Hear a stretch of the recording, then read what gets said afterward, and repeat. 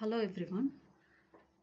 So మనకి next Mauryan empire and Gupta empire and Harshavardhanas and ఈసాచుమేన్స్ ఈ టాపిక్స్ ఉన్నాయి పెండింగ్లో. సో ఈ 3 టాపిక్స్ కంప్లీట్ అయిపోతే ఏన్షియంట్ హిస్టరీ కంప్లీట్ అయిపోయినట్టే. సో మౌర్యన్ ఎంపైర్ కన్నా ముందు నేను మహాజనపదాస్ అండ్ ఫారిన్ ఇన్వేజన్స్ ఈ టాపిక్స్ డిస్కస్ చేయాలనుకున్నా. ఇవి అయిపోయిన తర్వాత మౌర్యన్ ఎంపైర్ స్టార్ట్ చేస్తాను.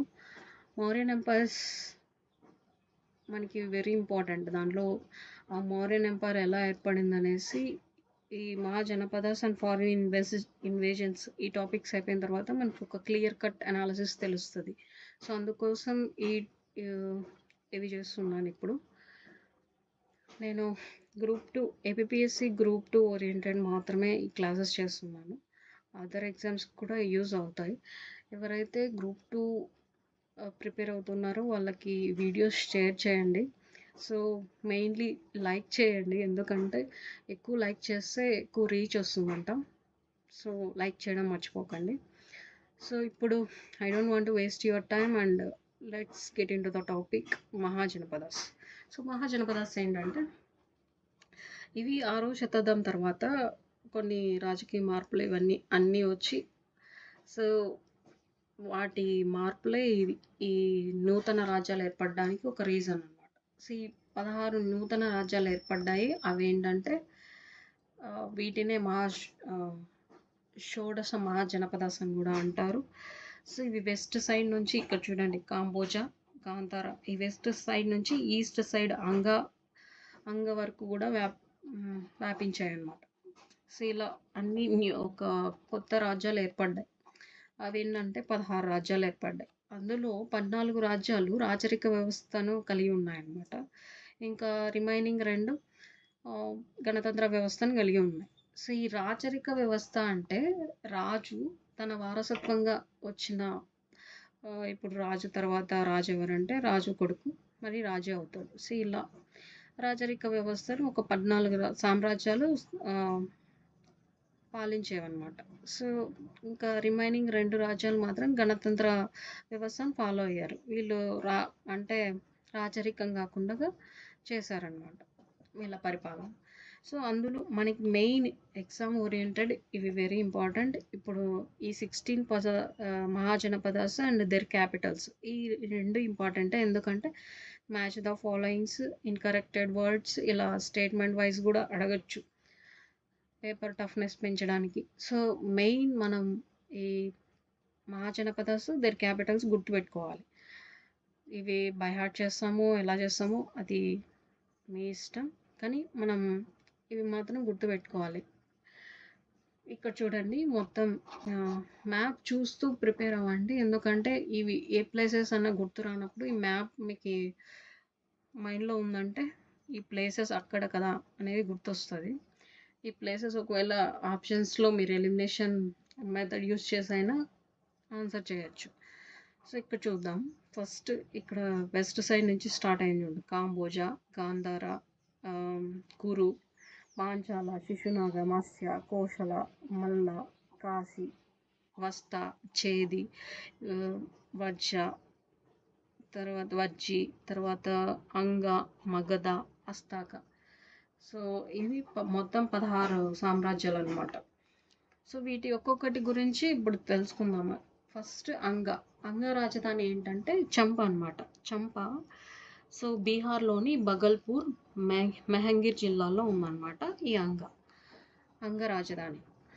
రాజధాని చంప అని గుర్తుపెట్టుకోండి. తర్వాత బౌద్ధ సాహిత్యం అనుసరించే ఈ చంపా నగరం తూర్పున సువర్ణ భూమి ఉంది కదా, ఈ సువర్ణ భూమి అదర్ కంట్రీస్తో ట్రేడ్ యాక్టివిటీస్ పెట్టుకున్నదన్నమాట. సో మగధ పాలకుడైన బింబిసారుడు అంగను ఆక్రమించి మగధలో కలిపేశాడు. సో ఈ అంగరాజ్యం ఇక్కడ ఉంది చూడండి, మగధ రాజ్యానికి పక్కన అంగరాజ్యాన్ని మగధలోకి కలిపేశాడు అనమాట. ఎవరు? బింబిసారుడు. సో నెక్స్ట్ కాశీ ఇక్కడ ఉంది చూడండి, మగధకు పైన ఉంది. సో మ్యాప్ చూస్తూ ప్రిపేర్ అవ్వండి, మీకు ఇంకా బాగా గుర్తుంటాయి. సో కాశీ రాజధాని ఏంటంటే వారణాసి వరుణ హసి నదుల మధ్య ఉందన్నమాట. కాశీనగరం ప్రాముఖ్య విద్యా కేంద్రకంగా ప్రసిద్ధి చెందింది ఈ కాశీనగరం. కోసల రాజ్యం కాశీని ఆక్రమించేసి విలీనం చేసుకుంది. కోశల ఇక్కడ ఉంది చూడండి, మల్లాకి పైన ఉంది కోశల. ఈ కోశల అనేది సో దేంట్లో ఈ కోశల అనేది మల్లని సారీ కోశ అనేది ఈ ఈ కోశల అనేది కాశీని అనెక్స్ చేసుకుంది. ఈ మగధ వచ్చేసి దీన్ని అంగని కలిపేసుకుంది. సో కోసల రాజధాని శ్రావస్తి. సో మనకి మెయిన్ రాజధానులు గుర్తుండాలి. నేను స్ట్రెస్ చేసి చెప్తున్నాను, గుర్తుపెట్టుకోండి. నేను ఇప్పటికి చాలా టైమ్స్ చెప్పాను. సో కోశల రాజధాని శ్రావస్తి వచ్చేసి ఉత్తరప్రదేశ్లోని ఔద్లో ఉందన్నమాట. ఉత్తరప్రదేశ్ రాష్ట్రంలోని ఔద్ సరయూ నది ఒడ్డున ఉందన్నమాట శ్రావస్తి. సో కోశల ముఖ్య నగరాలు ఏంటంటే అయోధ్య, శ్రావస్తి, సకేత, శ్రావస్తి, అయోధ్య. సో ఇవి వచ్చేసి కోశల ముఖ్య నగరాలు. సో కాశీ రాజ్యాన్ని ఆక్రమించింది కోశల. సో ఇది దీనిపైన కోశల పైన మనకి కోశల కింద మల్లా ఉంది కదా, ఈ కాశీని ఆక్రమించుకుందన్నమాట కోశల. తర్వాత గంగా మైదానంలో మగధకి కోశలకి ఆధిపత్య పోరు ఉండేదన్నమాట. సో ఇది కొనసాగుతూనే ఉండేది. సో ఎందుకంటే ఈ కోశల దీనికి ఒక స్టోరీ ఉందన్నమాట. దీనికి బ్యాక్గ్రౌండ్లో ఏంటంటే అజాతశత్రువు ఉన్నారు కదా, ఈ అజాతశత్రువు బింబిసారుడి కొడుకు అనమాట. బింబిసారుడి కొడుకు ఇతను వచ్చేసి బింబిసారుణ్ణి, సొంత డాడీ అయిన బింబిసారుణ్ణి చంపేస్తాడు. ఎందుకు రాజ్యం కోసం, ఇంకెందుకు చంపేస్తారు. సో ఇతని బింబిసారుని భార్య ఉంది కదా, ఈ భార్య వచ్చేసి ఈ ప్రసేనజిత్తుడు లేదా కోశల రాజు, ఇతడి చెల్లెలన్నమాట. అజాతశత్రువు వాళ్ళ మమ్మీ అంటే బింబిసారుడి భార్య. సో ఆమె ఏమంటే బింబిసారుని ఇతను కొడుకు చంపేసిన తర్వాత ఆమె ఆ బాధతోనే అనారోగ్యం పాలై చనిపోతుంది. ఎవరు? ప్రసేనజిత్తుడి చెల్లెలు. ఈమె అజాతశత్రువు వాళ్ళ అమ్మ కూడా, ఆమె చనిపోతుంది. సో అప్పుడు కోశల రాజు ప్రసేనజిత్తుడు బింబిసారుడికి పెళ్లి చేసేటప్పుడు ఏం చేసింటారంటే, వాళ్ళు కాశీ ఉండదా, ఈ కాశీని వీళ్ళకి కట్నం కింద ఇచ్చింటారు. ఎవరికి? బింబిసారుడికి. సో ఆ కాశీని మళ్ళీ కోశల్లోకి విలీనం చేయాలనేసి ఈ అజాతశత్రువుతో గొడవలు పడేవాళ్ళు అనమాట. చివరికి ఏమైందంటే ఈ కోశలనే మగధలోకి ఎక్వైర్ అయిపోయింది. ఎందుకంటే ఇతను అజాతశత్రువు ఇంత క్రూయల్ కదా, కన్న తండ్రినే చంపేశాడు. సో ఇంకా తనతో పోరాడి ఇతన్ని కూడా ఓడించి కోశల్ని మగధలోకి విలీనం చేసేసాడు అనమాట. సో ఇప్పుడు మగధ, సో మనం షోడశ మహాజనపదలో చూస్తే మగధలోనే ఎక్కువ విలీనం అయిపోయాయి అనమాట. పెద్ద సామ్రాజ్యంగా ఎస్టాబ్లిష్ అయింది మగధ. సో మగధ వచ్చేసి మగధ రాజధాని వరుసగా గిరివ్రజం, రాజగృహం, పాటలిపుత్ర, నేడు బీహార్లోని పాట్నా, గయా జిల్లాల్లో ఉన్నదన్నమాట. సో దీనికి 3 రాజధానులు ఏంటంటే, ఇప్పుడు ఇదే పెద్ద సామ్రాజ్యంగా ఎస్టాబ్లిష్ అయింది కదా. సో అప్పుడు వచ్చిన రాజులల్లో అంటే ఈ రాజధాని బాలేదని ఇంకొక రాజధాని మార్చేది. సో అలా చేశారనమాట. సో అందుకు వరుసగా ఫస్ట్ టైం వచ్చేసి గిరివ్రజం ఉండేది, మరి గిరివ్రజం నుంచి రాజగృహానికి మార్చారు, రాజగృహం నుంచి పాటలిపుత్రానికి మార్చారు. ఇలా మారిపోయి ఇలా 3 రాజధానులుగా అయిపోయాయి. అంటే ఒకే రాజ్యానికి 3 రాజధానులు ఉన్నాయని కాదు, అలా ఒకరు వచ్చినప్పుడు మార్చారనమాట, అలా ఉన్నాయని అర్థం. సో ఇంకొకటి ఏంటంటే ఈ కోశలతో ఎక్కువగా ఆధిపత్య పోరు ఉండేది. ఎప్పుడు బింబిసారుడు ఉన్నప్పుడే ఉండేటివి. కానీ ఇతను ఏం చేశాడంటే, బింబిసారుడికి చాలా తెలివి ఎక్కువ అనమాట. ఎందుకంటే అతను ఏవైనా సామ్రాజ్యాలు ఉంటాయి కదా, అక్వైర్ చేసుకోవాలనుకుంటే వాళ్ళతో గొడవలు పడకుండా మ్యారేజ్ అలయన్సెస్ పెట్టుకొని ఆ సామ్రాజ్యాలని ఇతను పాలించేవాడు అనమాట. అంటే ఇండైరెక్ట్ వేలో. అంటే ఇప్పుడు మ్యారేజ్ అలయన్సెస్ పెట్టుకుంటే వీళ్ళు రిలేటివ్స్ అయిపోతారు కదా. సో అప్పుడు ఈయనకున్న అధికారం ఎక్కువ ఉంటుంది కదా అల్లుడిగా, అందుకు. సో అజాతశత్రు కాలంలో కోసలను ఆక్రమించుకొని మగధలో విలీనం చేశారు. ఇప్పుడు స్టోరీ చెప్పా సేమ్ అజాతశత్రు గురించి. అతను కోసల్ని మగధలోకి కలిపేశాడు. సో మగధను అర్యాంక వంశం అనంతరం, సో ఈ అర్యాంక వంశం తర్వాత ఎవరు పాలించారంటే శిశునాగులు, నందులు పరిపాలించారు అనమాట.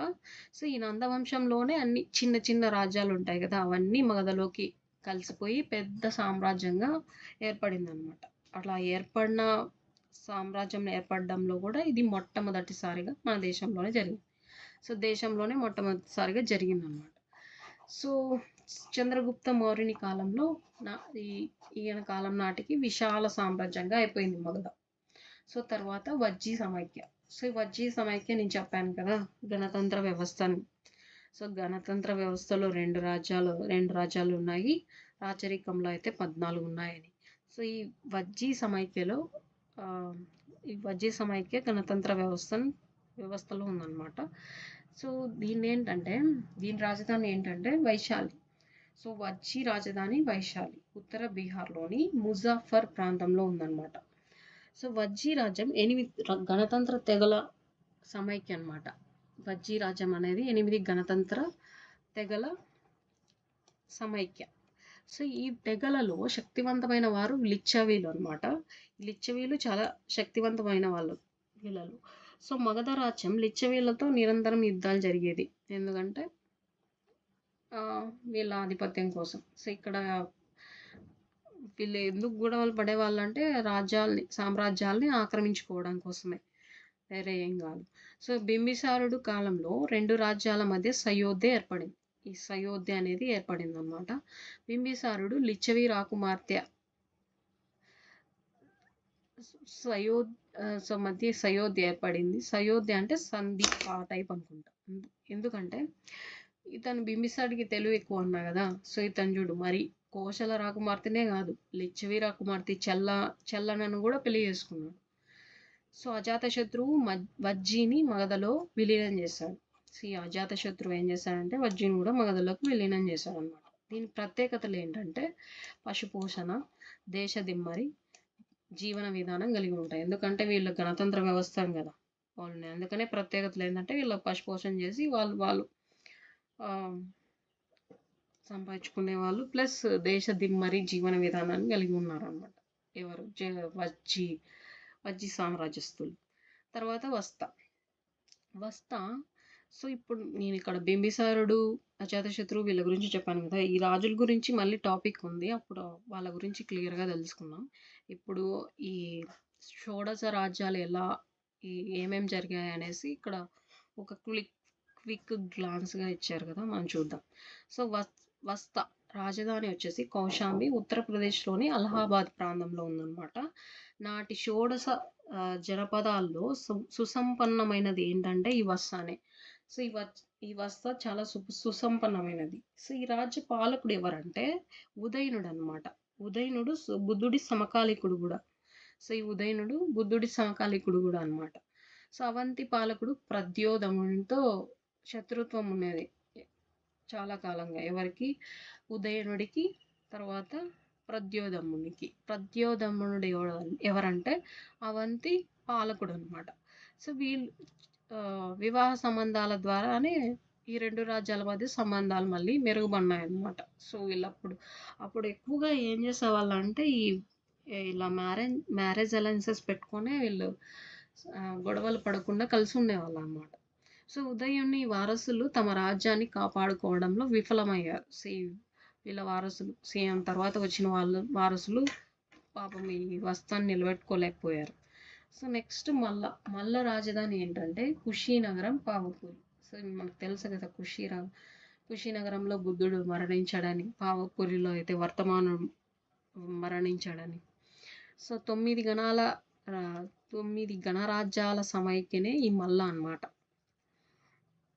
ఇది కూడా గణతంత్ర వ్యవస్థను పోలింది. సో ఈ వజ్జీ మల్ల ఈ 2 గణతంత్ర వ్యవస్థలు ఉన్నాయన్నమాట. ఇంక మిగతా రిమైనింగ్ 14 14 సామ్రాజ్యాస్ వచ్చేసి రాచరిక వ్యవస్థని పోలి ఉంటాయి. సో నెక్స్ట్ వచ్చేసి మత్స్య రాజధాని విరాట్ నగరం. రాజస్థాన్లోని జైపూర్ ప్రాంతంలో ఉందన్నమాట. సో విరాట్ అనే రాజు ఈ రాజ్యాన్ని పాలించేవాడు అనమాట. మత్స్య విరాట్ నగరం రాజధాని నేమ్తోనే చూడండి, విరాట్ అనే రాజు కూడా రాజ్యాన్ని పాలించేవాడు. సో ఇది రాజస్థాన్ జైపూర్లో ఉందన్నమాట. సో రాజధాని ఇంపార్టెంట్, విరాట్ నగరం, మత్స్య రాజధాని విరాట్ నగర్ గుర్తుపెట్టుకోండి.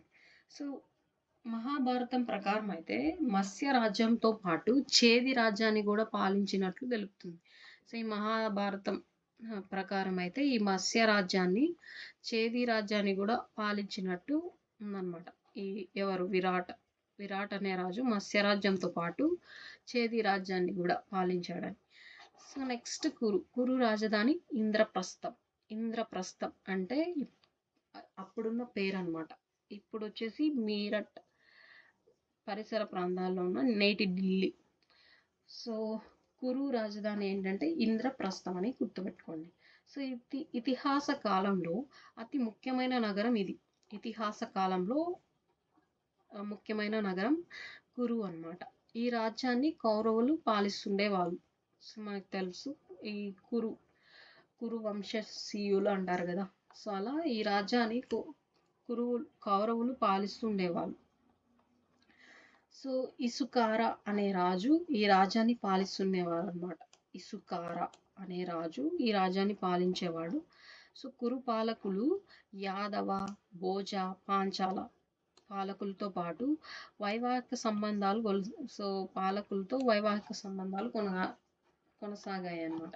కురు పాలకులు యాదవ, భోజ, పాంచాల పాలకులతో వైవాహిక సంబంధాలు కొనసాగించారు. ఎందుకంటే వాళ్ళు గొడవలు పడకుండా మోస్ట్లీ ఇక్కడ సామ్రాజ్యాల కోసమే, కాపాడుకోవడం కోసమే ఇలా చేస్తూ ఉంటారనమాట వీళ్ళు. సో పాంచాల రాజధాని కాపిల్య అహిచ్ఛత్ర. సో ఉత్తరప్రదేశ్లోని రోహిల్ఖండ్ ప్రాంతంలో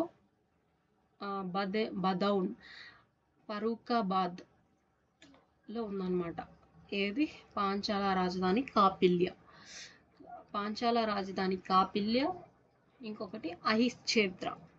సో గంగా నది ఈ రాజ్యాన్ని ఉత్తర దక్షిణాలుగా విభజించింది అనమాట. గంగా నది ఉత్తర రాజ్యం, దక్షిణ రాజ్యం పాంచాలని. సో ఉత్తర ప్రాంతానికి అహిచ్ఛత్రం అనే రాజధానిని పెట్టి, దక్షిణ రాజధానికి వచ్చేసి కాపిల్య. సో ఇక్కడ మళ్ళీ దీనికి 2 రాజధానులు అంటే ఇక్కడ నార్త్ సైడ్ వచ్చేసి అహిచ్ఛత్రం, తర్వాత సౌత్ సైడ్ కాపిల్యని క్యాపిటల్గా చేసుకొని వీళ్ళు పాలించారు. సో బ్రహ్మదత్తుడు పాంచాల రాజ్యానికి పాలకుడుగా ఉండేవాడు అనమాట. ఎవరు? పాంచాల రాజ్యానికి బ్రహ్మదత్తుడు రాజుగా ఉండేవాడు.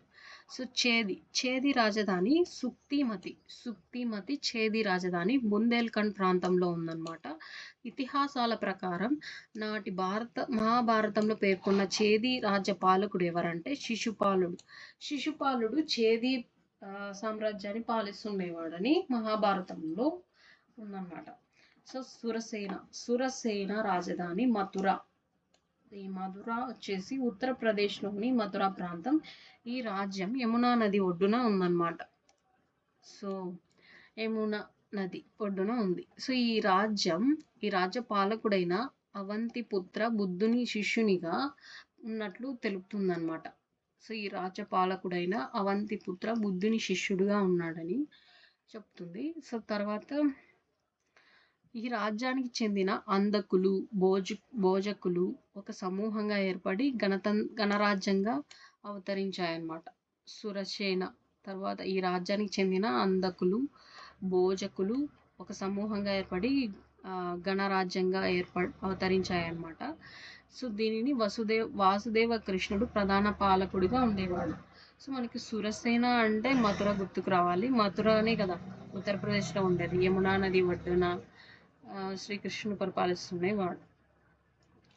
సో నెక్స్ట్ అస్మాక రాజ్యానికి రాజధాని ఏంటంటే పోతన.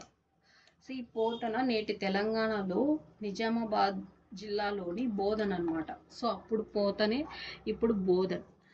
సో అప్పుడు నేమ్స్ కొంచెం విచిత్రంగా ఉన్నాయి కదా. సో బౌద్ధ సాహిత్యం ప్రకారం అయితే హస్తక, ములక అన్నవి దక్షిణ భారత్లో గోదావరి నది ఒడ్డున గల 2 పొరుగు రాజ్యాలన్నమాట. సో ఈ హస్తక, ములక అనున్నవి.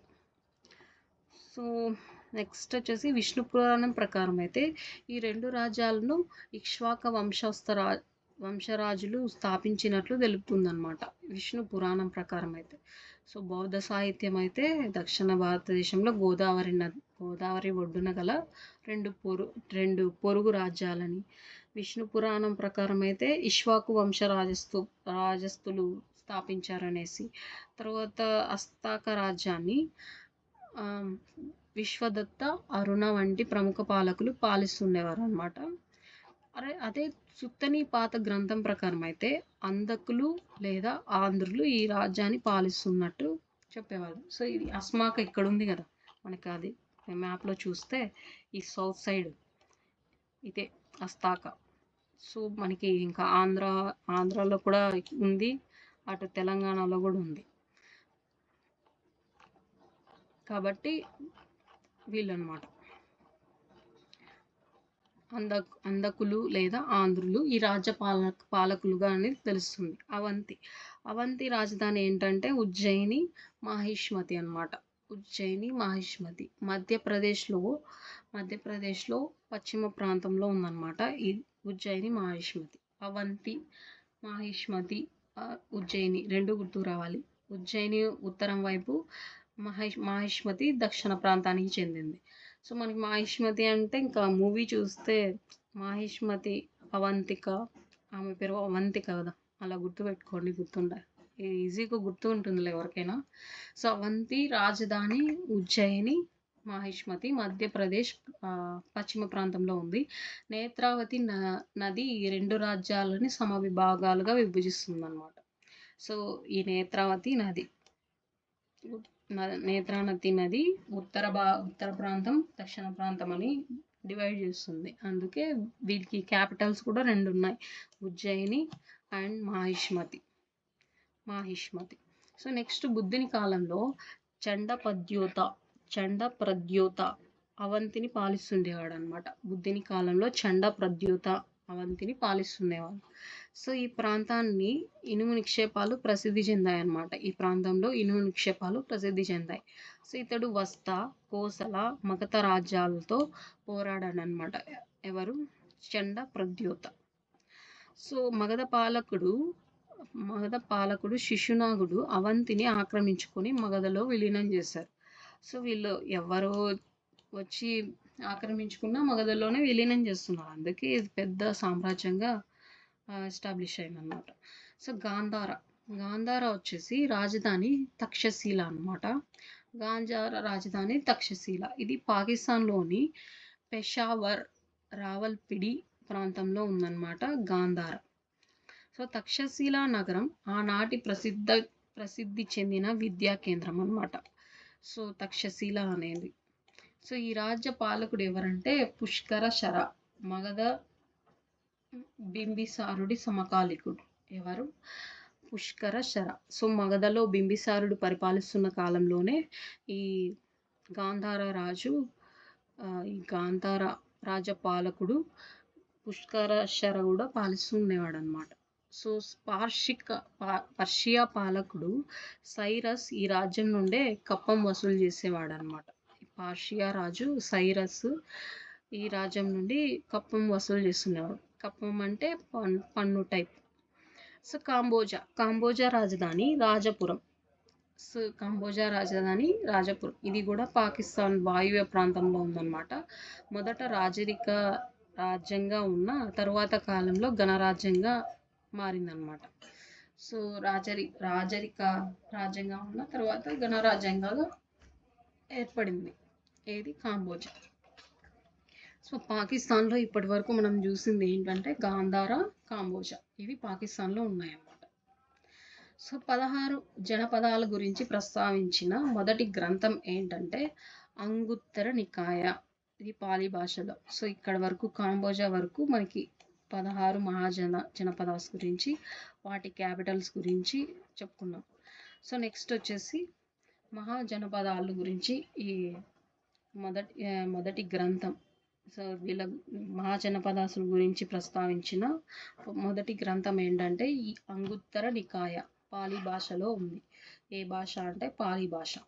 సో నెక్స్ట్ క్రీస్తు పూర్వం 6వ శతాబ్దంలో భారతదేశంలో ఏర్పడిన రాజ్యాలు ఈ 16 మహాజనపదాసు. వీటినే షోడశ మహాజనపదాస్ అని కూడా అంటారు. రాచరిక పాలన వ్యవస్థ ఉన్న జనపదాలు 14 అన్నమాట.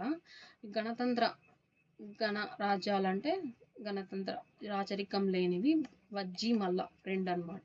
వజ్జి మల్ల 2. సో ఈ గణరాజ్యాలలో రాజన్కు సహకరించేందుకు కుటుంబ పెద్దలతో ఎన్నుకోబడిన సభ సంతగార అనే సభ అన్నమాట. సో వీళ్ళు స్వతంత్రంగా పరిపాలించుకునే వాళ్ళు కదా. సో వీళ్ళు ఏంటంటే కుటుంబ పెద్దలందరూ ఒక చోట వచ్చి వీళ్ళు ఎన్నుకుంటారనమాట ఆ సభలో ఎవరినైనా ఒకరిని. సో అలా ఏర్పాటు చేసుకునే సభ ఏంటంటే సంతగార అంట. ఈ సభకు అధ్యక్షుడు ఎవరంటే రాజు లేదా సేనాపతి. అధ్యక్షత వహించేది ఎవరంటే రాజు లేదా సేనాపతి అనమాట.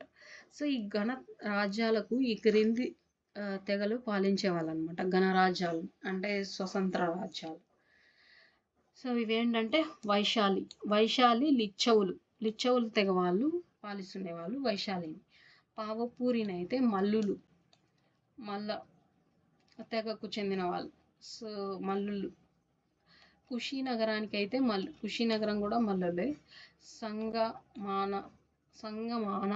సంగమాస ప్రాంతాన్ని బగ్గులు. సో బగ్గులు సంగమాస ప్రాంతాన్ని. మిథిలా విదేహులు. కపిలావస్తు షాకిలు అనమాట. సో ఈ తెగల వాళ్ళు కూడా ఇంపార్టెంటే మనకి. రామగ్రహాని కొలియలు అనే తెగ వాళ్ళు పాలిస్తూ ఉండేవాళ్ళు రామగ్రహ ప్రాంతాన్ని. పిప్పలివన వచ్చేసి మొరియాలు. సో తర్వాత కేశపుట కలమాలు వచ్చేసి కేశపుట. కుంతగ్రామ వచ్చేసి జ్ఞాత్రికలు కుంతగ్రామ. సో క్రీస్తు పూర్వం 6వ శతాబ్దం నాటి ప్రసిద్ధ వాణిజ్య కేంద్రం ఏంటంటే చంప.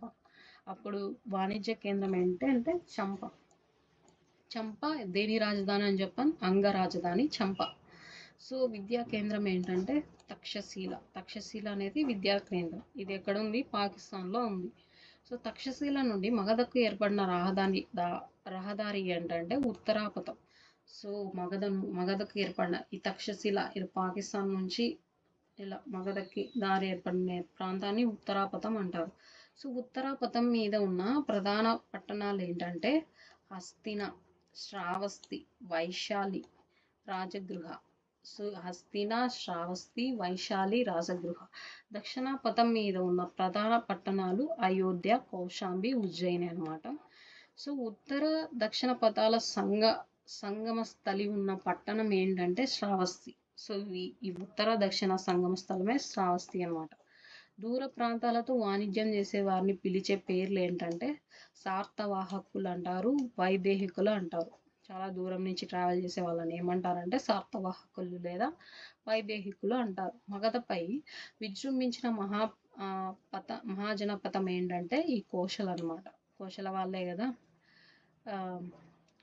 వీటిపైన. సో నాటి సంపన్న నగరాలైన అయోధ్య, సకేత, శ్రావస్తిలు కోసల మహాజనపథంలో ఉన్నాయి. సో ఇవి సంపన్న నగరాలు అనమాట. ఇవి అయోధ్య, సాకేత, శ్రావస్తిలు. సో 16 జనపదాలలో బలీయమైనవి మగధ. చాలా బలమున్నది మగధ అనమాట. మగధే కదా చాలా పెద్ద సామ్రాజ్యంగా ఎస్టాబ్లిష్ అయింది. సో భారతదేశ చరిత్రలో ప్రథమ సామ్రాజ్యం ఏంటంటే ఈ మగధనే అనమాట. సో 16 జనపదాలు క్రీస్తు పూర్వం 4వ శతాబ్దం నాటికి మగధలో విలీనమయ్యాయి అన్నమాట. మగధ ఒక్కొక్క జనావధంను జయిస్తూ భారతదేశంలోనే తొలి సామ్రాజ్యంగా అవతరించిందనమాట. ఏది మహాజనపదాస్. మగధ గొప్ప సామ్రాజ్య శక్తిగా ఎదగడానికి భౌగోళిక అంశాలతో పాటు మగధ చక్రవర్తుల సమర్థత కూడా ఎంతో దోహదపడుతుంది. ఎందుకంటే వీళ్ళు మగధని ఎస్టాబ్లిష్ చేసుకున్న ప్రతి రాజు చాలా బలం ఉన్న వ్యక్తి. తర్వాత వీళ్ళ సమర్థతతోనే, అంటే వీళ్ళ కెపాసిటీతోనే వీళ్ళంతా పెద్ద సామ్రాజ్యంగా ఎస్టాబ్లిష్ చేశారనమాట. సో మగధ సామ్రాజ్య రాజధానులు ఏంటంటే వన రాజధాని ఏంటంటే గిరివ్రజ. 3 ఉన్నాయి అన్నాం కదా వరుసగా. గిరివ్రజ, రాజగృహం, పాటలీపుత్ర. వన రాజధాని వచ్చేసి గిరివ్రజ అని, స్థల రాజధాని వచ్చేసి రాజగృహం అని, జల రాజధాని అంటే పాటలీపుత్రం. ఈ 3 గుర్తుపెట్టుకోండి. మగధ రాజధానుల్లో వన అంటే గిరివ్రజ, స్థల అంటే రాజగృహం, జల అంటే ఈ పాటలీపుత్రం అని అర్థం. సో మగధ విజృంభణకు కారణాలు ఏంటంటే సామ్రాజ్యకాంక్ష కలిగి ఉన్న పాలకులు అనమాట. సో ఎక్కువ సామ్రాజ్యాన్ని, ఎప్పుడు వీళ్ళ గొడవలు పడేది సామ్రాజ్యం కోసమే. సో మగధల్లో ఇనుము లభించటం వలన వ్యవసాయ పనిముట్లు, ఆయుధాల తయారీ కూడా ఎక్కువ అవ్వడం.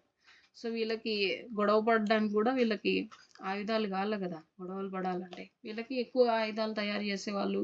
ఇనుము ఎక్కువ దొరకడం వల్ల, వీళ్ళ ఆయుధాలు చేయడం వల్ల కూడా వీళ్ళకి మన దగ్గర ఆయుధాలు ఉన్నాయి కదా ఏం చేస్తారనేసి బాగా గొడవలు చేసి మరి ఆ సామ్రాజ్యాల్ని మగధలో విలీనం చేసేవాళ్ళు. సో మగధకు ఉత్తరాన సోన్ నది, పడమరాన గంగా నదులు ఉండటం వల్ల పాటలీపుత్రం జలదుర్గంగా మారిందన్నమాట. సో జల రాజధాని ఎందుకైందంటే ఈ ఉత్తరాన సోన్ నది, పడమరాన గంగా నదులు ప్రవహిస్తున్నాయి. సో అందుకు ఇక్కడ పాటలీపుత్రంగా జలదుర్గంగా ఈ పాటలీపుత్రం అనేది ఏర్పడింది రాజధాని. గంగా మైదాన ప్రాంతం సారవంతమైన గంగా మైదాన ప్రాంతం అనేది సారవంతమైనది కావడం వల్ల వ్యవసాయ ఆర్థిక వ్యవస్థలు ఏర్పడి సుసంపన్నమైన రాజ్యంగా మారిందన్నమాట.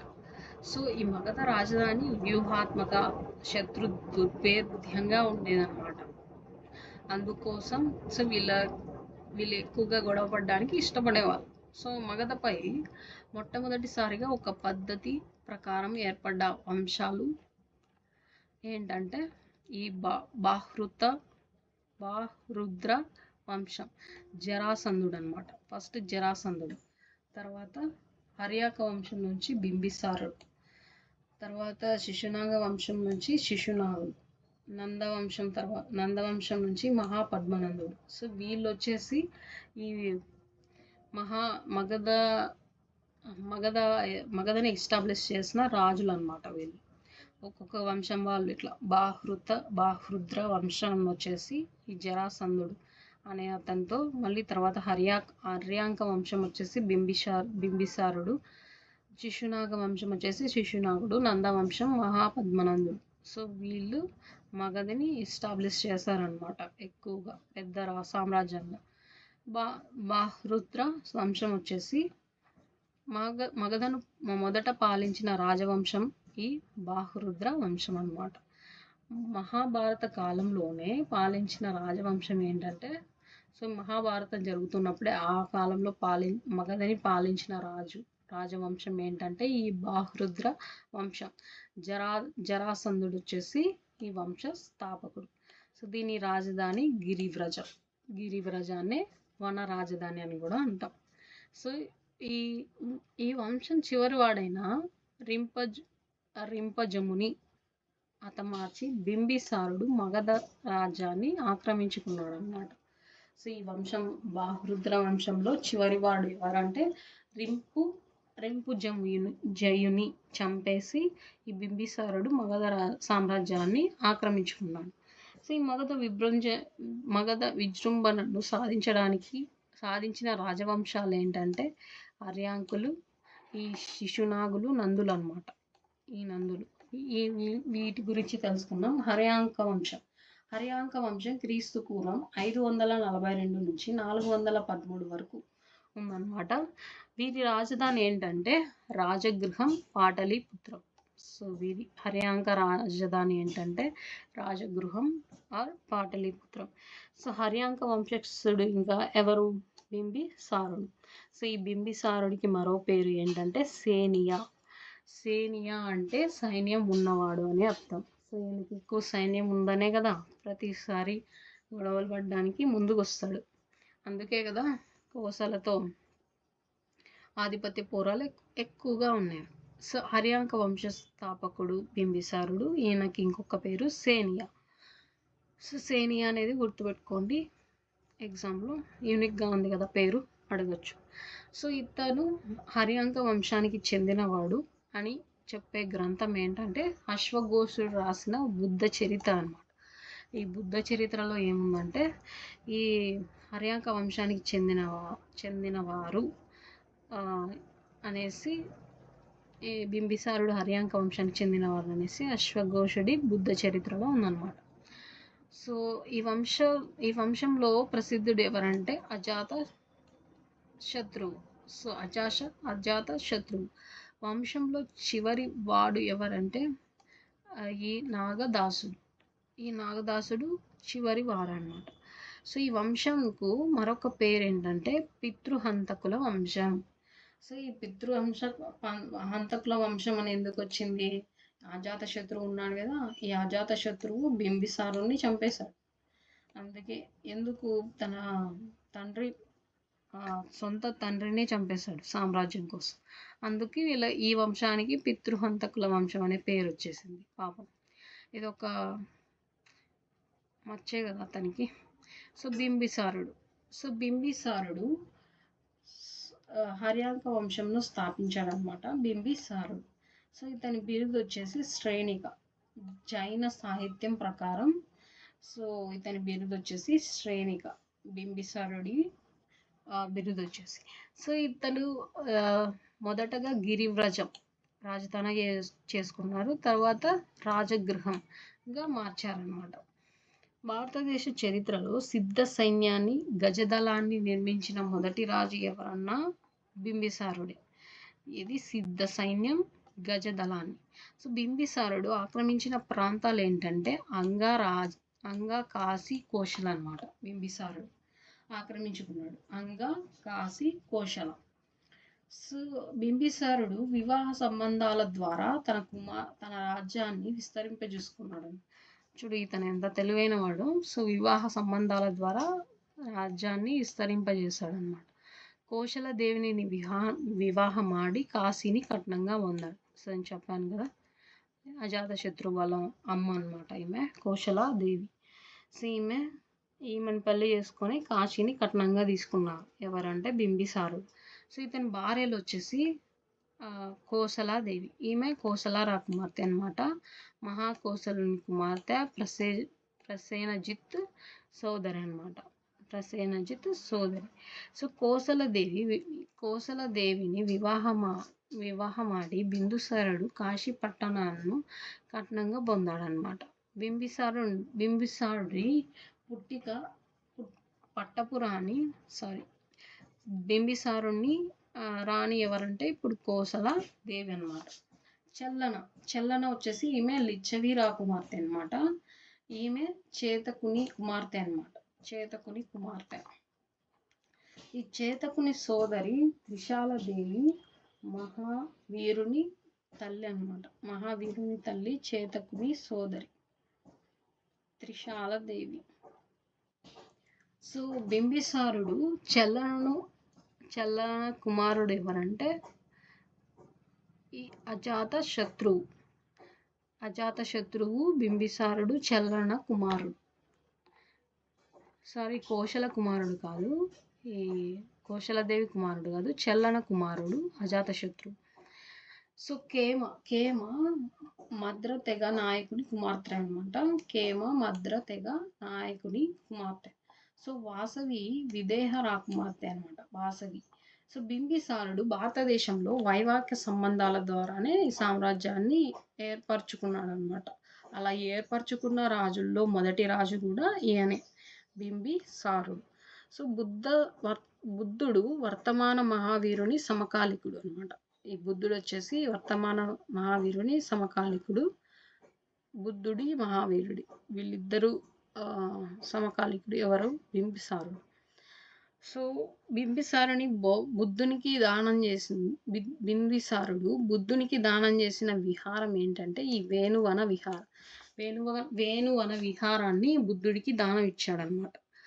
సో బుద్ధుణ్ణి ఆ తక్షశీల నుండి మగధకి కాలినడకన వచ్చి చూసిన గాంధార పాలకుడు ఎవరంటే పుక్కుసతి. పుక్కుసతి బుద్ధుని చూసేకి కాలినడకన వచ్చాడనమాట. ఎక్కడి నుంచి? తక్షశీల నుంచి మగధకు వచ్చాడనమాట. ఎంత దూరం నడిచాడు పాపం. అవంతి రాజైన అవంతి రాజైన చండ ప్రద్యోతునికి కామెర్ల వ్యాధి వచ్చినప్పుడు ఈ బింబిసారుడు ఏం చేశాడంటే వ్యక్తిగత వైద్యుని, తన పర్సనల్ డాక్టర్ ఉంటారు కదా, అతన్ని, ఈ జీవకుడు అనమాట, అతన్ని పంపాడు అనమాట. ఎవరు? అవంతి రాజైన చండ ప్రద్యోతుని. వీళ్ళిద్దరూ ఇలా సహాయం చేయడం వల్ల ఏమవుతుందంటే వీళ్ళకి అలా రిలేషన్స్ ఏర్పడతాయి అన్నమాట. అతనికి కామర్ల వ్యాధి వచ్చిందని తన సొంత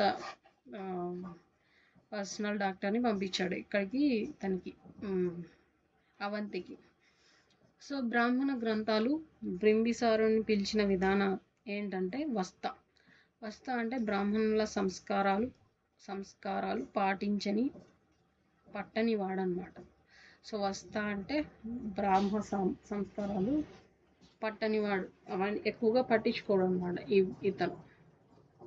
తర్వాత క్షాత్రబంధు అంటే తక్కువ స్థాయి క్షత్రియుడు అనమాట. తర్వాత బింబిసారుడు వైరం పెంచుకున్న ఒకే ఒక మహాజనపదం ఏంటంటే అంగరాజ్యం. సో అంగరాజ్యంపై వైరం పెంచుకున్నాడు. ఎవరు? బింబిసారుడు. అంగరాజ్యంపై దండెత్తి మగధను రాజ్యంలో విలీనం చేసింది బింబిసారుడు అనమాట. అంగరాజ్యాన్ని కూడా మగధలో విలీనం చేశారు. బింబిసారుని కుమారుడైన అజాతశత్రువు తన తండ్రిని చంపి సింహాసనాన్ని ఆక్రమించుకున్నాడు. సో బింబిసారుని సొంత కుమారుడైన అజాతశత్రువే చంపేశాడు సింహాసనం కోసం. సో అజాతశత్రువు బింబిసారుని తర్వాత మగధ పాలకుడు ఎవరంటే ఈ అజాతశత్రువే. సో చరిత్రలోనే మొట్టమొదటి హంతకుడైన రాజు ఎవరంటే అజాతశత్రువు. సో ఇతనికి మరొక పేరు ఏంటంటే కునిక అనే పేరుంది. సో బింబిసారుడికి ఏం పేరుంది? బింబిసారుడికి సేనియా అని చెప్తాను కదా, సేనియా. సో ఇతని రాజధాని వచ్చేసి రాజగృహం. అజాతశత్రువు కోసల లిచ్చవి రాజ్యాలను ఆక్రమించాడనమాట. అజాతశత్రువు కోసల లిచ్చవి అనే రాజ్యాలను ఆక్రమించాడు. అజాతశత్రువు వర్సెస్ ప్రసేనజిత్తు కోసల రాజు అన్నమాట. ఇతను ప్రసేనజిత్తు, అజాతశత్రు వర్సెస్ ప్రసేనజిత్తు. సో ఇతని తండ్రి బింబిసారుని వధించడంతో బింబిసారుని భార్య కోశల రాజవంశీయురాలు కోశలాదేవి అనారోగ్యంతో మరణించింది. సో నేను స్టోరీ చెప్పాను కదా స్టార్టింగ్లో, అదే అనమాట ఇది. సో ప్రసేనజిత్తు సోదరి కోశలాదేవి మరణంతో ప్రతీకారంగా ప్రసేనజిత్తు కట్నంగా ఇచ్చిన కాశీపట్నాన్ని తిరిగి స్వాధీనం చేసుకోవాలనుకున్నాడు. ఎవరు? ప్రసేనజిత్తు. సో నెక్స్ట్ కాశీపట్నం కోసం ప్రసేనజిత్తు అజాతశత్రువుతో యుద్ధాలు చేశాడనమాట. సో దీంట్లో మరి ఓడిపోయాడు. ఈ కోసల్ని కూడా మగధలోకి విలీనం చేసుకున్నాడు అజాతశత్రు. సో ఇలా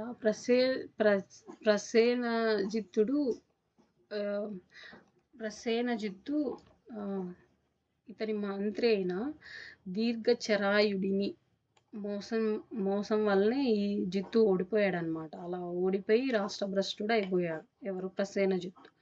ఇతని మంత్రే ద్రోహం చేశాడు ఈయనకి. ఎవరు? చరాయుడు. సో ఈ విధంగా కోసల రాజ్యం మగధలో విలీనమైంది. అజాతశత్రు వర్సెస్ లిచ్చవి రాజ్య వజ్జీ సమైక్య వైశాలిలో ఉందన్నమాట. లిచ్చవి రాజ్యంను ఆక్రమించుటకు అజాత శత్రువు 16 సంవత్సరాలు కృషి చేశారనమాట. ఈ లిచ్చవీలలో వజ్జీ గణరాజ్యం పరస్పర విభేదాలు కలిగించడానికి అజాత శత్రువులచే పంపింపబడిన మంత్రి వస్తకారుడు అన్నమాట. విభేదాలు కలిగించాయని అజాత శత్రువుచే పంపబడిన మంత్రి. తర్వాత వస్తకారకుడి సహకారంతో లిచ్చవీల రాజ్యం మగధలో విలీనమైపోయింది. ఎవరి సహాయంతో అంటే వస్తకారుడి సహాయంతో. దీనిలో అజాతశత్రువు ప్రధాని వస్తకారుడు కీలక పాత్ర పోషించాడనమాట. ఇతని కాలంలో జరిగిన యుద్ధం గణరాజ్య సమితి యుద్ధం అనేది జరిగింది. సో ఈ పాటలీపుత్రంను నిర్మించిన వాడు అజాతశత్రువు. ఫోన్ నదీ తీరంలో నిర్మించిన కోట పాటలీపుత్రం అన్నమాట. సో 483లో క్రీస్తుపూర్వం మొదటి బౌద్ధ సంగతిని రాజగృహంలో నిర్మించాడనమాట. ఎవరు నిర్మించారు? అజాతశత్రువు. సో అజాతశత్రువు వీళ్ళ కోసం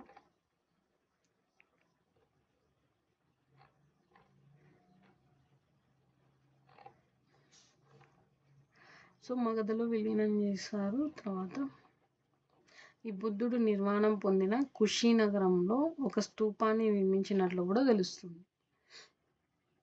సో అజాతశత్రువు తన రాణులతో కలిసి బుద్ధునితో సమావేశమైన దృశ్యాలు కూడా బార్హత్ స్తూపాల్లో ఉందన్నమాట. బౌద్ధ సంగతిని రాజగృహంలో నిర్వహించాడు. ఎప్పుడు? మొదటి బౌద్ధ సంగతిని. ఎవరు అంటే అజాతశత్రువు. నెక్స్ట్ వచ్చేసి అజాతశత్రువు ఆస్థానంలో గల నర్తకి ఎవరంటే ఆమ్రపాలి. ఈమె కదా బౌద్ధ మతాన్ని స్వీకరించింది. ఆమ్రపాలి. అజాతశత్రు యుద్ధంలో ఉపయోగించిన ఆయుధాలు ఏంటంటే మహాశీల కంటక, బరువైన రాళ్ళు విసిరే యంత్రం అన్నమాట. ఈ మహాశీల చంటక, రథముసలం, రథచక్రాలకు కట్టిన ఇనుప దూలం. అప్పుడు ఇనుము ఎక్కువగా ఉండేది కాబట్టి వాళ్ళు ఆయుధాలు సొంతంగా రెడీ చేసుకునేవాళ్ళు. సో అలా రెడీ చేసుకున్న దాంట్లో ఈ రథమూలం, ఈ ముసలం కూడా ఒకటి. సో ఉదయనుడు అజాతశత్రువు తర్వాత ముఖ్యమైన పాలకుడు ఉదయనుడు రాజధానిని రాజగృహం నుంచి పాటలీపుత్రంకి మార్చారు. అలా మనకి 3 ఫస్ట్ ఏది ఉన్నది ఏం గుర్తుకు రావాల, రాజగృహం నుంచి పాటలీపుత్రానికి మార్చాడనమాట.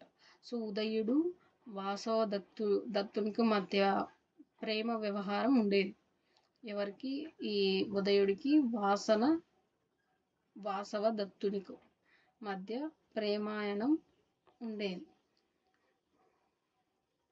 సో వీరి మధ్య ప్రేమాయణం గురించి తెలిపే గ్రంథం ఏంటంటే స్వప్న వాసవ దత్త అనే సంస్కృత నాటకకర్త బాణుడు రాశారు. దీనిలో వచ్చేసి వీళ్ళ ప్రేమ గురించి ఉందన్నమాట. ఇది స్వప్న వాదస దత్త ఈ గ్రంథంలో ఉందన్నమాట. హర్యాంక వంశం యొక్క చివరి వారు ఎవరంటే నాగదశకుడు హర్యాంక వంశంలో చివరివాడు అనమాట. ఈ నాగదశకుడి మంత్రి ఎవరంటే శిశునాగుడు. నాగదశకుడిని పారద్రోలి మగధలో శిశునాగ వంశాన్ని స్థాపించారు. సో హర్యాంక వంశంలో చివరివాడు నాగదశకుడిని నాగదశకుడి మంత్రి శిశునాగుడు అనమాట. సో ఈ నాగదశకుడి మంత్రే ఈ శిశునాగుడు.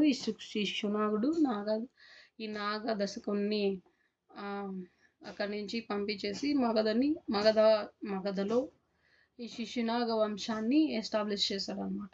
ఈ శిశునాగ వంశమే వీరి రాజధాని ఏంటంటే రాజగృహ, పాటలీపుత్రం. వంశస్థాపకుడు శిశునాగుడు అన్నమాట.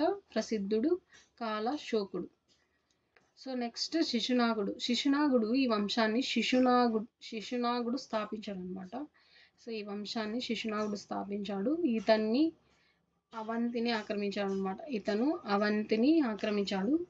తర్వాత మగధలో విలీనం చేసిన రాజ్యాలు ఏమంటే అవంతి, వస్తా. సో పాటలీపుత్రం నుంచి వైశాలికి రాజధానిని మార్చాడు అనమాట శిశునాగుడు. Excuse me.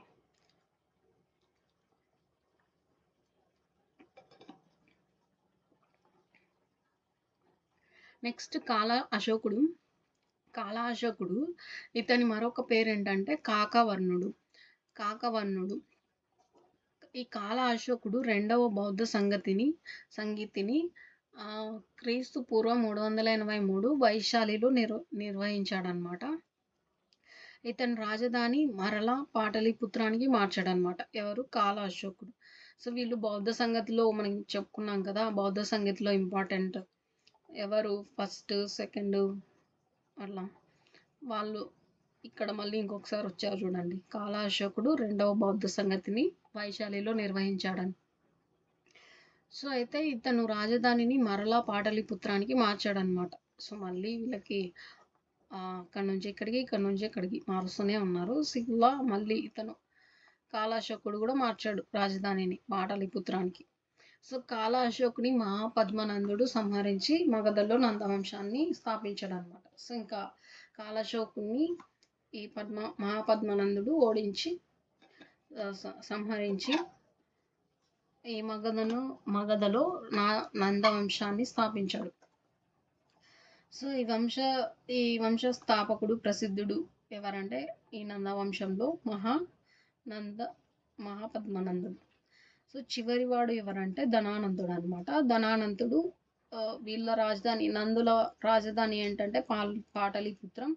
నందులు అభిమానించిన మతం జైన మతం. వీళ్ళు గ్రీకు రచయితలు నందులు ఉగ్రసేనులు అని పిలిచారనమాట. వీళ్ళని నందులనే ఉగ్రసేనులు అని పిలిచారు.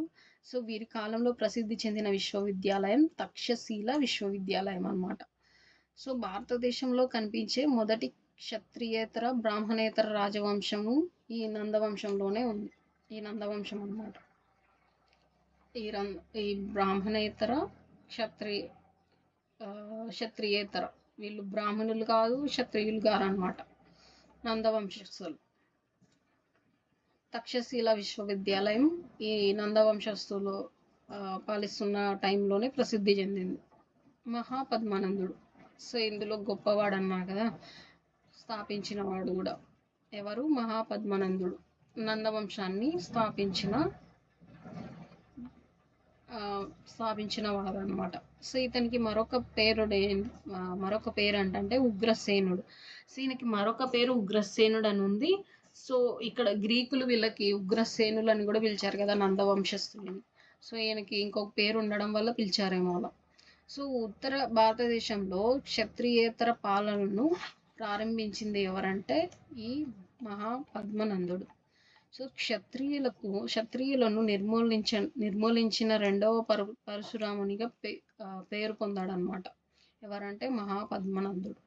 సో భారతదేశంలో మొత్తాన్ని ఏకచక్రాధిపత్యం కిందికి తీసుకొచ్చిన మొదటి రాజు కూడా ఈ మహాపద్మనందుడే. సో మొట్టమొదటి సామ్రాజ్య నిర్మాతగా ఈ ఘనత కూడా ఈయనకే ఉందన్నమాట. సో ఈయన అచీవ్ చేశాడనమాట మహాపద్మనందుడు. రెండవ పరశురాముడిగా, తర్వాత మొత్తం భారతదేశాన్ని ఏకఛత్రాధిపత్యం చేసిన వారిగా, తర్వాత సామ్రాజ్య నిర్మాతగా కూడా ఇన్ని అచీవ్ చేశారు కాబట్టి ఈయనకి ఇంత ఘనత అనేది వచ్చింది.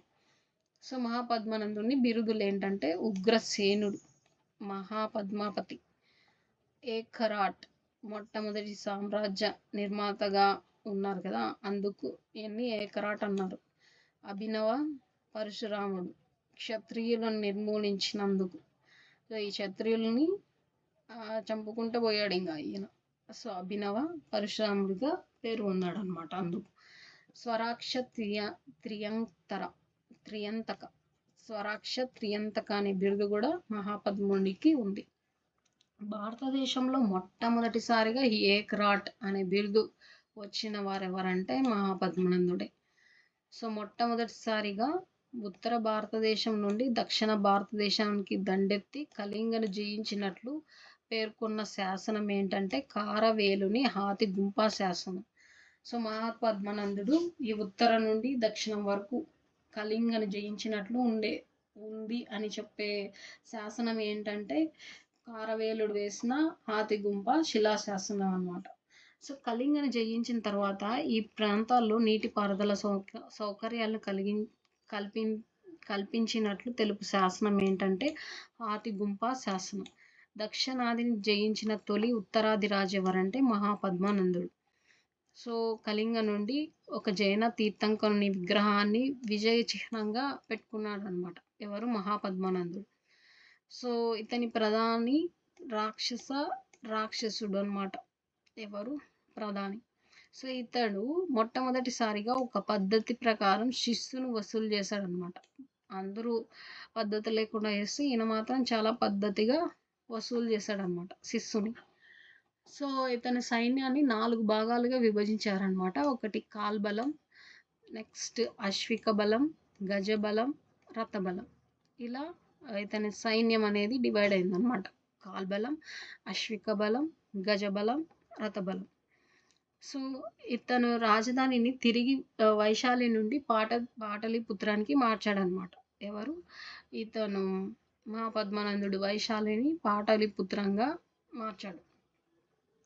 ఇతను జయించిన రాజ్యాలు ఏంటంటే పాంచాల, కాశీ, ఉత్తరాన వచ్చేసి ఈ ఉత్తర భారతదేశంలో పాంచాల, కాశీ, కురు, మైతాలి, హైహేయ, సురసేన ఇవన్నీ ఉత్తరం సైడ్ ఉన్నవన్నీ జయించారు. తర్వాత దక్షిణాన అస్మాక, కుంతల, కళింగ. సో ఈ దక్షిణ సైడ్ వచ్చేసి అస్మాక, కుంతల, కళింగను జయించాడు అనమాట. మహాపద్మనందుని గ్రంథాలు ఏంటంటే శుద్రుడు పురాణాలు చెప్తాయి. ఇతని గురించి కొన్ని గ్రంథాల్లో ఇలా ఉందన్నమాట. శుద్రుడు అంటే పురాణాల్లో శుద్రుడు అని చెప్తుంది. అజ్ఞాత కులజుడు అని బౌద్ధ గ్రంథాలు చెప్తాయి. అజ్ఞాత కులజుడు అని బౌద్ధ గ్రంథాలు చెప్తాయి. హీన జాతివాడు అనేసి గ్రీకు రచయితలు చెప్తారనమాట. హీన జాతివాడు అనేసి. ఎందుకంటే వీళ్ళు బ్రాహ్మణులు కాదు, క్షత్రియులు కాదు, కానీ రాజ్యాన్ని పరిపాలించారనమాట వాళ్ళని హతమార్చి. సో క్షురకుల సంతతి అనేసి పరశిష్ట పర్వం అనే జైన గ్రంథం చెప్తుంది. సో ఇన్ని గ్రంథాలు చెప్పాయి వీళ్ళని. వీళ్ళు ఇలాంటి జాతికి చెందిన వాళ్ళు అనేసి ఇలా. ఇవి కూడా ఎగ్జామ్కి రావచ్చు. మ్యాచ్ ద ఫాలోయింగ్స్ అలాగా. సో శుద్రుడైతే పురాణాలు చెప్తున్నాయి, అజ్ఞాత కులజుడు అని బౌద్ధ గ్రంథాలు చెప్తున్నాయి, హీనజాతి వాడని గ్రీకు రచయితలు చెప్తున్నారు. సో తర్వాత క్షురకుల సంతతికి చెందినవారని పరశిష్ట పర్వం అనే జైన గ్రంథం చెప్తుంది. ధనానందుడు వచ్చేసి నందుల్లో చివరివాడు అనమాట. ధనానందుడు. ఇతని అసలు పేరు వచ్చేసి ఉగ్రసేన నంద. సో అందుకే వీళ్ళకి ఉగ్రసేనులు అని గ్రీకులను పిలిచేవాళ్ళు కదా, వీళ్ళకి పేర్లు ఉగ్రసేన ఇట్లా ఉన్నాయన్నమాట. సో ఇతని అసలు పేరు వచ్చేసి ఉగ్రసేన నంద అంట, ధనానందుడు. ఇతని గురించి తెలుసుకోవడానికి ప్రధాన ఆధార గ్రంథం ఏంటంటే సోమదేవ సూరి యొక్క కథాసరిస్తగరం. సో ఈ గ్రంథం చెప్తుంది, ఇతను రచించిన గ్రంథంలో ఉందన్నమాట ఈయన గురించి. సో ఇతని అధిక ధనకాంక్ష ఉండడం వల్ల ప్రజలు ఇతనిని ధనానందుడు అని పిలుస్తారు అనమాట. సో ఇతనికి ధనపిచ్చి ఎక్కువ అనమాట, అందుకే ఇతన్ని ధనానందుడు అని పిలుస్తారు అనమాట. సో ఇతని కోశాగారంలో కోట్ల బంగారు నాణ్యాలు ఉండేవని తెలిపిన గ్రంథం ఏంటంటే ఈ కథాసరిస్తగరమే. ఈ కథాసరిస్తగరము ఏం చెప్తుందంటే కోట్ల బంగారు నాణ్యాలు ఉన్నాయని ఇతని కోశాగారంలో చెప్తుందన్నమాట. సో గంగా నది తీరంలో ఒక గుహలో ఇతడు 80 కోట్ల ధనాన్ని బదిలపరిచినట్లు బౌద్ధ ఇతిహాసాలు చెప్తున్నాయి. సో కథాసరిస్తగరంలోనే కాదు, సో బౌద్ధ ఇతిహాసాల్లో కూడా ఉందన్నమాట ఇతను గంగా నది తీరాన ఒక గుహలో డబ్బును దాచిపెట్టాడంట. సో ఈ విషయాన్ని మమ్ముల నర్ అనే తమిళ రచయిత తెలిపాడు. ఈ మమ్ముల నర్ అనే తమిళ రచయిత చెప్పాడనమాట. సో భారతదేశాన్ని క్రీస్తు శకం 7వ శతాబ్దంలో దర్శించిన చైనా యాత్రికుడు ఎవరంటే హ్యూయాంగ్ పాటలీపుత్రంలో పంచ స్తూపాలు, నందరాజు పంచ నిధులకు, తర్వాత సప్త నిక్షేపాలకు సంకేతాలు అని పేర్కొన్నాడు అనమాట. సో హ్యూయాంగ్ పాటలీపుత్రంలో గల పంచస్తూపాలు, నందరాజు పంచస్తూపాలు, నందరాజు పంచసిద్ధులకు, సప్త నిక్షేపాలకు సంకేతాలు అని పేర్కొన్నాడు అనమాట. ఎవరు? హ్యూయాంగ్ చైనా యాత్రికుడు. సో ఇతను అలెగ్జాండర్ సమకాలికుడు అనమాట. ఎవరు? ధనానందుడు. సో ఈ ధనానందుడు ఇతనిని గ్రీకులు కార్టియస్ అక్రమిస్ అని పిలిచేవాళ్ళు అనమాట. కార్టియస్ అక్రమిస్ అని పిలిచేవాళ్ళు. ఎవరు? గ్రీకులు. సో ధనానందుని యొక్క సైనిక శక్తి తెలుసుకుని నంద సామ్రాజ్యంపై దండెత్తకుండా అలెగ్జాండర్ వెనుకకు తిరిగి వెళ్ళిపోయాడు అనమాట. సో వీళ్ళ సామ్రాజ్య శక్తి, సైనిక శక్తి ఇవన్నీ తెలుసుకొని అలెగ్జాండరే వెళ్ళిపోయాడు అనమాట. తర్వాత ఇతని మంత్రి విష్ణుగుప్తుడు లేదా చాణక్యుడు లేదా కౌటిల్యుడు. ఫస్ట్ విష్ణుగుప్తుడు, ఈ చాణక్యుడు ఇక్కడ ధనానందుడి దగ్గరే ఉండేవాడు మంత్రిగా. సో ఏమైందంటే ఇక్కడ వీళ్ళ ఇద్దరికి సరిపోలేదన్నమాట. అందుకే ఇది ఒక స్టోరీ ఉంది, మళ్ళీ మనం చెప్తాం. సో ఇక్కడ ఏంటంటే విష్ణుగుప్తుడు, సో ఈయనకి ఇంకొక 2 పేర్లతో కూడా పిలుస్తారు. ఈ చాణక్యునే కౌటిల్యుడు అంటారు, తర్వాత విష్ణుగుప్తుడు అని కూడా అంటారు. సో ధనానందు నుంచి అవమానం చెంది మౌర్య చంద్రగుప్తుని సహకారంతో ధనానందుని అంతమొందించిన కౌటిల్యుడు అనమాట. ఎవరంటే కౌటిల్యుడు చంద్రగుప్తుని సహాయంతో ధనానందుని వధించారు. సో ఈయన ఆస్థానంలో ఒక గౌరవంగా ఉండేవాడనమాట. ఏది చెప్పినా అంటే విష్ణుగుప్తుడు మంత్రిగా ఏది చెప్పినా ఆయన నచ్చేది కాదనమాట ధనానందుడికి. సో ఇలా కొంచెం సభలోనే అవమానించేవాడు అనమాట ఎక్కువగా ధనానందుడు. సో అందుకు కోపం వచ్చి ఈయన శపించాడనమాట. నీకు ఏమున్నాయని నువ్వు అంటే ఇంత రాజ్యం ఉంది, ఇవన్నీ ఉండి కదా నువ్వు ఇలా ఇంత అంటారు కదా,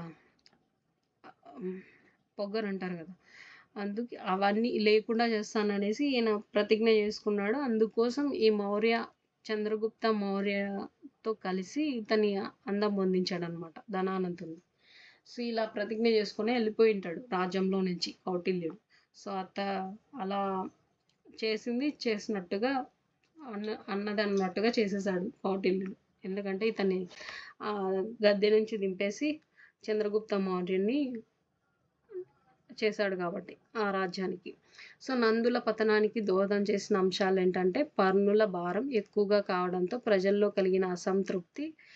సో నందుడు చేసిన పునాదులపై మౌర్య సామ్రాజ్యం నిర్మితమైనది. సో ఈ ధనానందుడు చేసిన తప్పుల వల్లే సో చంద్రగుప్త మౌర్యునికి ఒక బెనిఫిట్ అయింది అంతే.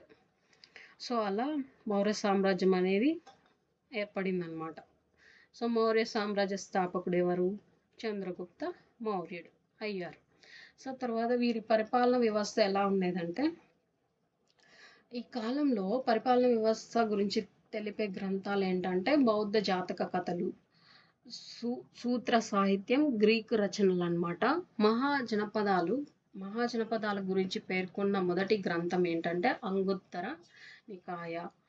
సో 6వ శతాబ్దం నాటి మహాజనపదాలు రాచరిక గణతంత్ర వ్యవస్థలుగా విడిపోయాయి అన్నమాట. మొత్తం మహాజనపదాసు 16 ఉన్నాయి. సో ఇందులో రాచరిక 14, గణతంత్ర 2, వజ్జి, మల్ల అని కూడా ఉన్నాయని మనం తెలుసుకున్నాం ఆల్రెడీ. సో రాచరిక రాజ్యంలో అధికారం వారసత్వంగా వచ్చేదన్నమాట వీళ్ళకి. రాచరికంగా అంటే రాజ్యాధికారం అంటే ఒక క్షత్రియులే కాకుండా నందవంశ కాలంలో శూద్రుల చేతుల్లో కూడా వెళ్ళిందనమాట. అందుకే ఇది రాజ్యాధికారం అనేది వీళ్ళకి ఇలా వెళ్ళిందనమాట. భారతదేశంలో మొట్టమొదటిసారిగా కేంద్రీకృత వ్యవస్థను ప్రారంభించిన వాళ్ళు ఎవరంటే ఈ నందరాజులు. నాటి పాలకులు ధరించిన బిరుదులు ఏంటంటే భోజ, సార్వభౌమ, ఏకరాట్. సో అందుకే కదా మహాపద్మ నందుడికి ఏకరాట్ అనే బిరుదు వచ్చింది. 1 minute.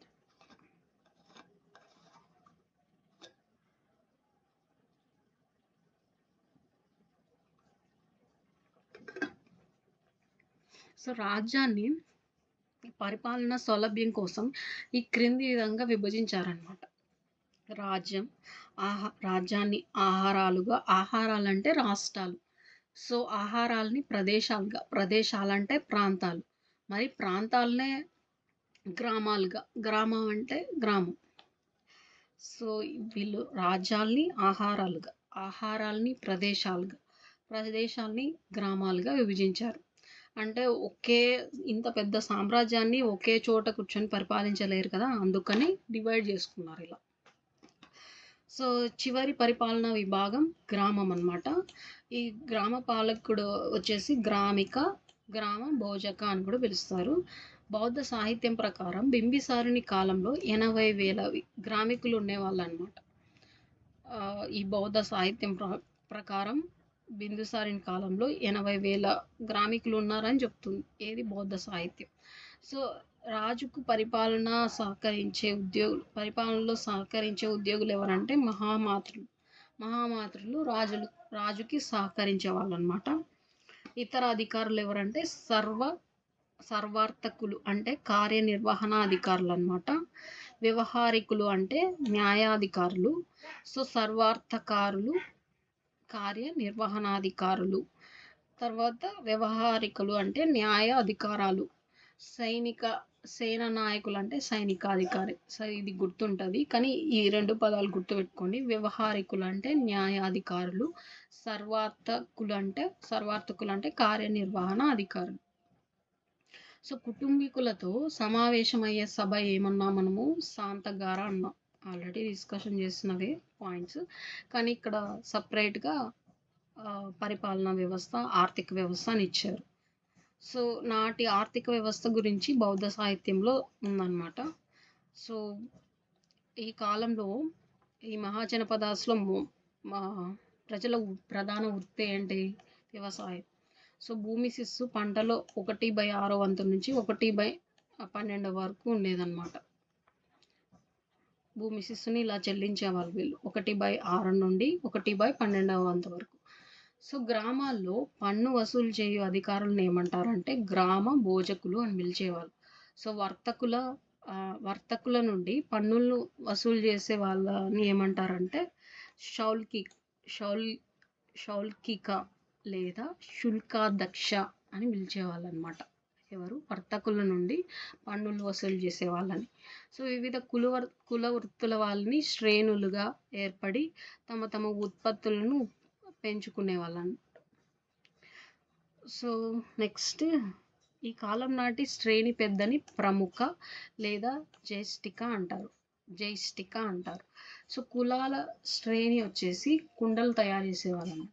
కులాల శ్రేణి అంటే కుండలు తయారు చేసే వాళ్ళని కులాల శ్రేణి అంటారు. తేలిక శ్రేణి అంటే నూనెలను తయారు చేసేవాళ్ళు. గాంధిక శ్రేణి అంటే సుగంధాల పరిమళాలను తయారు చేసే వాళ్ళని గాంధిక శ్రేణి అంటారు. సో ఈ కాలంలో నాటి రేవు పట్టణాలు బరుకచ్చం, కతియావార్ అనమాట. రేవు పట్టణాలు బరుకచ్చం, కతియావార్. సుప్రక మహారాష్ట్ర పశ్చిమ తీరం అనమాట. మహారాష్ట్ర పశ్చిమ తీరం. సో ఈ కాలంలో విదేశీ వ్యాపారం నిర్వహించిన ప్రాంతాలు ఏంటంటే ఈ సువర్ణ భూమి, మయన్మార్ అనమాట, సింహలం శ్రీలంక, మలేషియా. సో ఈ 3 విదేశీ వ్యాపారం చేసేవాళ్ళు అనమాట. సో వీళ్ళు ట్రేడ్ యాక్టివిటీస్ విదేశాలతో పెట్టుకున్నారు. ఏవేవి అంటే ఈ సువర్ణ భూమి, సింహల, మలయ విదేశీ వ్యాపారం నిర్వహించిన ప్రాంతాలు ఇవి గుర్తుపెట్టుకోండి. సో ఈ కాలం నుండి వ్యాపారం వస్తు మార్పిడి స్థానంలో నాణేలు వాడకం ప్రారంభమైంది. సో ఇంతకుముందు వస్తు మార్పిడి ఉండేది. కానీ ఈ కాలం నుండే వ్యాపారం అనేది నాణేల వాడకం వచ్చిందనమాట. అంటే ఒక నాణేలంటే కాయిన్ కాయిన్స్ యూజ్ చేసేవాళ్ళు ఇప్పుడు. సో కర్షాపనం అంటే వెండి నాణ్యం అనమాట. కర్షాపనం అంటే వెండి నాణ్యం. రాగి నాణేలు ఉపయోగించేవాళ్ళు అనమాట వీటి కోసం. సో ఈ వస్తు మార్పిడి ప్లేస్లో నాణేలు వచ్చాయి. ఈ నాణేలు వెండి రాగి నాణేలు యూజ్ చేసేవాళ్ళు అనమాట. సో వీటిని విద్దంక నాణేలు అని పిలిచేవాళ్ళు. సో వీటిని వెండి నాణ్యం, రాగి నాణేలు. సో వడ్డీ వ్యాపారం ఆచరణలో ఉండేది. సో దీన్ని చట్టబద్ధమైన వ్యాపారంగా గుర్తించారనమాట. సో వడ్డీ వ్యాపారం చట్టబద్ధమైన వ్యాపారంగా ఉండేది. ఎప్పుడు? మహాజనపదాస్ కాలంలో. సో ఈ కాలంలో వర్షాకాలంలో వరిని 60 రోజులు పండించేవాళ్ళు అనమాట. సో ఈ పండించే విధానాన్ని స్వస్తిక అని పిలిచేవాళ్ళు. స్వస్తిక అని పిలుస్తారు. పాణిని వ్రాసిన అష్టాధ్యాయి గ్రంథంలో నారు వేసి వరి పండించే విధానం తెలుస్తుందన్నమాట. దీని గురించి ఉంది. ఈ పాణిని రాసిన అష్టాధ్యాయి గ్రంథంలో నారు వేసి వరిని పండించిన విధానం గురించి ఉందన్నమాట. దిగ్గని కాయ అనే బౌద్ధ గ్రంథం ఆ కాలం నాటి 24 రకాల పరిశ్రమల గురించి చెప్తుందన్నమాట. ఈ దిగ్గని కాయ మతం బౌద్ధ జైన మతాలు మరింత విస్తరించాయి. సో హిందూ మతంలో భక్తి ఉద్యమం జనాదరణ పొందిందన్నమాట హిందూ మతంలో. సో మథుర కృష్ణ భక్తికి ఉద్యమం బయలుదేరింది. సో మథుర కృష్ణ భక్తి ఉద్యమం. సో శుద్రుడిని శివుడిగా పూజించేవాళ్ళు అనమాట. ఎవరు? మహాజనపదాస్లో ఉన్నవారు. సో సంస్కృతి ఈ కాలం నాటి విద్యా కేంద్రాలు ఏంటంటే కాశీ, తక్షశిల. సో ఈ రెండే కదా. సో ఇది తక్షశిల పాకిస్తాన్లో ఉంది, కాశీ వారణాసి. సో ఈ విద్యా కేంద్రాల్లో బోధించేవి వైద్యం, సైనిక శాస్త్రం. సో వీళ్ళు ఏం చెప్తారంటే వైద్యం గురించి, సైనిక శాస్త్రం గురించి చెప్తారనమాట. సో తక్షశిల విశ్వవిద్యాలయంకు విదేశాల నుండి విద్యార్థులు వచ్చేవాళ్ళు అనమాట. ఈ తక్షశిల సో ఈ యూనివర్సిటీకి విదేశాల నుంచి వచ్చేవాళ్ళు స్టూడెంట్స్. సో ఈ కాలం నాటి ప్రముఖ వైద్యుడు ఎవరంటే జీవకుడు. సో ఈ జీవకుడు అనమాట ప్రముఖ వైద్యుడు. ఈ కాలం నాటి వ్యాకరణవేత్తలు పాణిని, కాత్యాయనుడు, కౌటిల్యుడు తక్షశిల విశ్వవిద్యాలయంలోనే విద్యను అభ్యసించారనమాట. సో వీళ్ళందరూ పాణిని, కాత్యాయనుడు, కౌటిల్యుడు తక్షశిల యూనివర్సిటీలోనే చదివారనమాట వీళ్ళు. సో ఇంతటితో మహాజనపదాస్ అనే టాపిక్ కంప్లీట్ అయింది. ఇంకా ఒక చిన్న టాపిక్ ఇది ఏంటంటే ఫారిన్ ఇన్వేషన్ గురించి నెక్స్ట్ క్లాస్లో చెప్తా. So thank you for watching and please do subscribe and share my videos to your friends and families and like the video. Thank you for watching. Thank you.